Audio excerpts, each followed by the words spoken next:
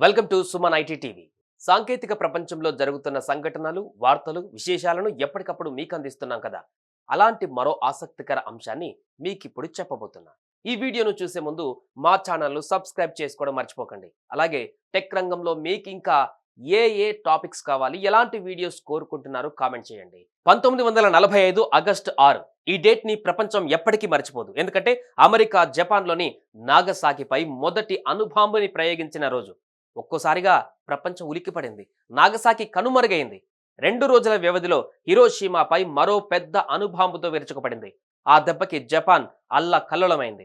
లక్షల మంది ప్రాణాలు, కోట్ల విలువైన ఆస్తులు కాలగర్భంలో కలిసిపోయాయి. ఫలితం జపాన్ అన్ని రకాలుగా నష్టపోయి పరుగులు పెట్టే ప్రపంచంలో వెనకబడిపోయింది. ఏ టెక్నాలజీ అయితే తమని చీకట్లోకి నెట్టేసిందో అదే టెక్నాలజీపై ఫోకస్ పెట్టింది. ఆర్థికంగా కోలుకోవాలంటే ఇదొక్కటే మార్గమని రీకన్స్ట్రక్షన్ లో ఇన్ఫ్రాస్ట్రక్చర్ డెవలప్మెంట్ యుఎస్ టెక్నాలజీకి ఇన్ఫ్లుయెన్స్ అయ్యి ఇంజనీర్స్, సైంటిస్ట్ ని తయారు చేసింది. ఎలక్ట్రానిక్ ఇండస్ట్రీలో ఎమర్జెన్సీ వచ్చింది. జపాన్ గవర్నమెంట్ సహాయంతో ట్రాన్సిస్టర్ టెక్నాలజీ మ్యానుఫ్యాక్చర్ చేయడం మొదలుపెట్టి కన్స్యూమర్ ఎలక్ట్రానిక్స్ రంగంలో ఎన్నో ఇన్నోవేషన్స్ కి తెరతీశాయి. అప్పటి కంపెనీ సైనాసోని, తోషిబా అదే స్పీడ్ ని ఫుజిట్సు, ఎన్ఈసి లాంటి companies main frame computers development start చేసి బిజినెస్ అండ్ గవర్నమెంట్ కంపెనీస్లకి క్యాటరింగ్ చేయడంతో కంప్యూటర్ రంగంలో గ్రోత్ స్టార్ట్ అయింది. దశాబ్దం తిరగకుండానే కన్స్యూమర్ ఎలక్ట్రానిక్స్ లో భూమ్ రావడంతో పర్సనల్ ఎలక్ట్రానిక్స్ కి డిమాండ్ పెరిగింది.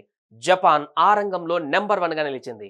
వాక్మాన్, గ్లోబల్ బ్రాండ్స్ అయిన పానాసోనిక్, షార్ప్ వంటి కంపెనీస్ ని ప్రపంచానికి పరిచయం చేసింది. ఎలక్ట్రానిక్ అండ్ కంప్యూటర్స్ ఆ రంగంలో అతి ముఖ్యమైన సెమీ కండక్టర్స్ ని ప్రొడ్యూస్ చేయడంలో జపాన్ మేజర్ ప్లేయర్ గా మారింది. కాలంతో పాటు టెక్నాలజీ మారడంతో వరల్డ్ మొత్తం ఇన్ఫర్మేషన్ టెక్నాలజీ, సాఫ్ట్వేర్ డెవలప్మెంట్ వైపు అడుగులు వేసింది.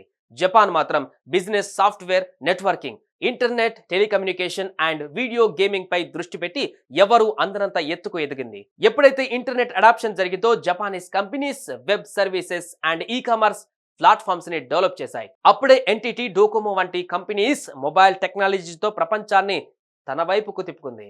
ఫైనల్ గా రోబోటిక్స్, ఆర్టిఫిషియల్ ఇంటెలిజెన్స్ రంగంలో హోండా, సాఫ్ట్ బ్యాంక్ లాంటి కంపెనీస్ ని పరిచయం చేసి జపాన్ మరోసారి లీడర్ హోదాలో నిలబడింది. అంతేకాకుండా స్మార్ట్ టెక్నాలజీలో ఇంటిగ్రేటెడ్ టెక్నాలజీని డైలీ లైఫ్ నుండి ఇల్లు, ట్రాన్స్పోర్టేషన్ సిస్టమ్స్ డెవలప్ చేయడంపై ఫోకస్ చేసి గ్లోబల్ లెవెల్లో ఇన్ఫ్లుయెన్స్, అడాప్షన్, ఇన్నోవేషన్స్ వంటి టెక్ ఎకో సిస్టమ్స్ ని లీడ్ చేయడంలో ప్రపంచాన్ని ముందుండి నడిపించింది జపాన్. వరల్డ్ వార్ II తర్వాత ఐటీ పరంగా గవర్నమెంట్ సపోర్ట్ తో industrialisation, innovation, electronics and computing రంగాలలో ర్యాపిడ్ గ్రోత్ తో అభివృద్ధి సాధించి ఇప్పుడు టెక్నాలజీ పరంగా జపాన్ గ్లోబల్ లీడర్ గా నిలిచింది. Future IT and influence global trend కి అడ్డగా మారింది. కోలుకోలేని చీకటి రోజుల నుంచి చీల్చుకుంటూ మేధస్సు కిరణంతో ప్రపంచాన్ని టెక్నాలజీ వైజ్ గా నడిపించే నాయకుడిగా ఎదగొచ్చు అని బలమైన సందేశాన్ని ఈ ప్రపంచానికి అందించింది. Thanks to second world war. ఎందుకంటే ఆ అణుబాంబు మారణ హోమం జరగకపోయి ఉంటే ప్రపంచ టెక్నాలజీలో ఐటీ ఎవల్యూషన్ ఈ విధంగా ఉండకపోయేది అనేది మేధావుల మాట.